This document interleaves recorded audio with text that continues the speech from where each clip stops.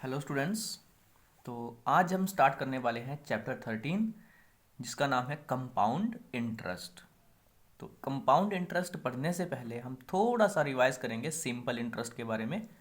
So what is the simple interest? Hindi में इसको बोलते हैं ब्याज, साधारण ब्याज। कौन सा? साधारण ब्याज।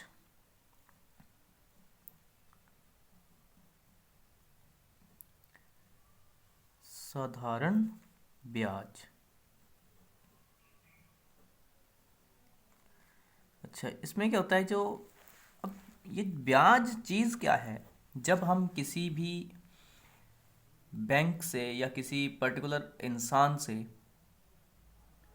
कुछ पैसा उधार ले लेते हैं तो उसके बदले में जो पैसा हमने उधार लिया है वो तो वापस देना ही है, लेकिन उसके साथ थोड़ा सा अमाउंट, कुछ हिस्सा उस अमाउंट का हमें वापस भी देना पड़ता है। अब जो पैसा हम, देखिए दो तरीके होते हैं, एक तो हम बैंक में जमा करते हैं और एक बैंक से उधार लेते हैं, लोन जिसको हम बोलते हैं। ठीक है। तो सबसे पहले हम सिंपल इंटरेस्ट के बारे में रिवाइज करेंगे। जो हमने पढ़ा हुआ है उसका फॉर्मूला आप लोगों ने पढ़ा हुआ है। तो सिंपल इंटरेस्ट एक साधारण ब्याज है जो सिंपल तरीके से कैलकुलेट किया जाता है और ये एनुअली लगता है। ठीक है, ये साल दर साल लगता है, उस हिसाब से ये कैलकुलेट होता है। तो इसका सिंपल सा फॉर्मूला आपने पढ़ा हुआ है, P multiply by R multiply by T divide by 100। वहाँ से ये कैलकुलेट करने से आपको मिलता है सिंपल इंटरेस्ट। और सिंपल इंटरेस्ट को जब प्रिंसिपल में हम जोड़ देते हैं तो वो दोनों ही मिलके एक अमाउंट बना देते हैं, कुल राशि बना देते हैं। ठीक है। तो मूलधन यानी कि सबसे पहले आपके पास आता है प्रिंसिपल, पी से हम इसको डिनोट करते हैं, इसको लिखते हैं, ये होता है प्रिंसिपल, PRINCIPAL, प्रिंसिपल। उसके बाद आता है रेट, आर, आर के साथ लिखते हैं रेट ऑफ इंटरेस्ट, मतलब रेट, जो इंटरेस्ट है उसकी क्या रेट है, उसकी दर क्या है। ठीक है। प्रिंसिपल को हिंदी में कहते हैं मूलधन, रेट ऑफ इंटरेस्ट को हम कहते हैं ब्याज की दर, या सिंपल इसको दर भी लिख देते हैं, ब्याज की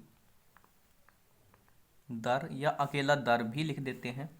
और दूसरा आता है हमारे पास टी, जो क्या होता है टाइम पीरियड, टाइम या फिर टाइम पीरियड। कहीं आपको टाइम देखने को मिलेगा, कहीं टाइम पीरियड देखने को मिलेगा। हिंदी में बोलेंगे इसको समय या समय अवधि, समय अवधि, जिसको हम इकट्ठा लिखते हैं तो होता है समय अवधि, इकट्ठा ये समय अवधि। अवधि भी मतलब कितने टाइम के लिए, ये 1 साल के लिए, 2 साल के लिए, 3 साल के लिए। रेट ऑफ इंटरेस्ट जब हम कोई छोटी मोटी कोई भी चीज़ खरीदते हैं, जैसे मान लो 5 किलो राइस हम खरीद रहे हैं, 5 किलो चावल खरीद रहे हैं, तो जो रेट है, अब ऐसा तो नहीं है कि 5 किलो का फिक्स है, 10 किलो का फिक्स है, उसका एक यूनिट होता है। जैसे 1 किलोग्राम, तो 1 किलोग्राम 1 kg के हिसाब से, जैसे फॉर एग्जाम्पल 50 रुपीज़ पर kg, 50 रुपये का 1 किलो, या 1 किलो 50 रुपये के हिसाब से मिलेगा। तो वो जो हिसाब का हम बात कर रहे हैं, हिसाब से मिलेगा, तो वही चीज़ यहाँ पे आ रही है कि जो ब्याज लगेगा वो किस हिसाब से लगेगा।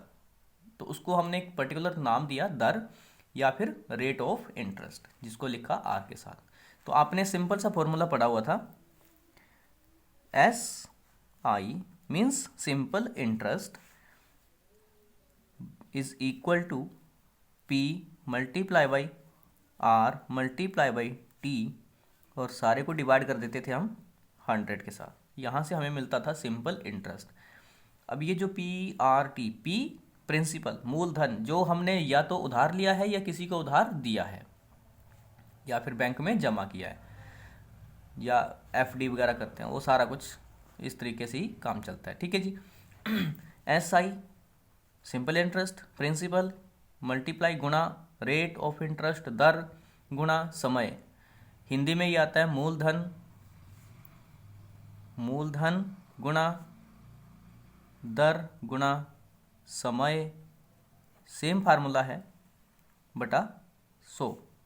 ठीक है जी। तो एक छोटा सा एग्जांपल लेते हैं। क्वेश्चन में कह रहा है calculate the simple interest, calculate the simple interest on rupees 1000 not 100 for, ये एग्जाम्पल हम ले रहे हैं, for example for 4 years at the rate of 6% PA। अब ये PA क्या है? Per annum. ठीक है, पर एनम मीन्स साल दर साल 6% ब्याज लग रहा है। तो हमें इसका आंसर लिखना है। कैसे लिखेंगे, सॉल्व कैसे करेंगे इसको? सिंपल सा फॉर्मूला यूज़ करेंगे और हमें सिंपल इंटरेस्ट ही कैलकुलेट करना है, तो यही फॉर्मूला डायरेक्ट लगेगा SI। अब P मैं फॉर्मूला नहीं लिख रहा हूँ, मैं लिख रहा हूँ सीधा ही वैल्यूज़। यहाँ से हमारे पास देखिए P की वैल्यू क्या है, ये आपको क्या करना है, फाइंड आउट करना है। तो हम लिखेंगे गिवन, इधर लिखते हैं इसको, ये छोड़ो, गिवन प्रिंसिपल आपको गिवन है ₹1000, R आपको गिवन है 6%, T आपको गिवन है 4 years।